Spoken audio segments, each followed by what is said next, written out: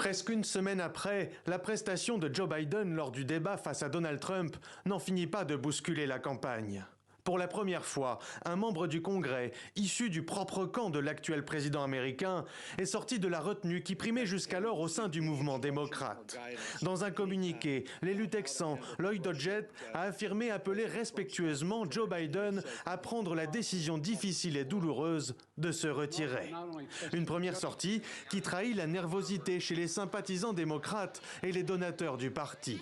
Ce mardi, c'est l'influente Nancy Pelosi, ancienne présidente démocrate de la Chambre des représentants, elle-même âgée de 84 ans, qui a trouvé légitime, selon elle, de se demander si l'état de forme de Joe Biden pendant le débat était un simple épisode ou un état durable. Un changement de ton au regard de l'agacement manifesté depuis plusieurs semaines par la Maison-Blanche lorsque les journalistes posent la question. À 81 ans, le président Biden est-il atteint de la maladie d'Alzheimer, d'une forme quelconque de démence ou d'une maladie dégénérative susceptible de provoquer ce genre de défaillance? J'ai une réponse pour vous. Êtes-vous prêt à l'entendre? C'est non. L'équipe médicale a déclaré qu'un test cognitif n'était pas justifié. Encore une fois, nous comprenons.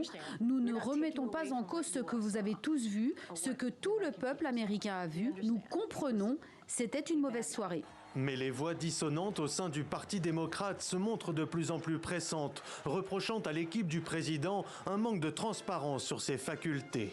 Des reproches qui mettent dans l'embarras Kamala Harris, la vice-présidente américaine qu'une enquête d'opinion place en meilleure position que Joe Biden pour battre Donald Trump. Joe Biden est notre candidat. Nous avons battu Trump une fois et nous allons le battre à nouveau. C'est tout.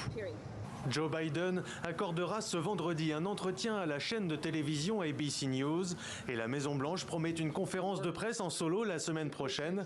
2 rendez-vous sans filet, censés venir répondre aux inquiétudes.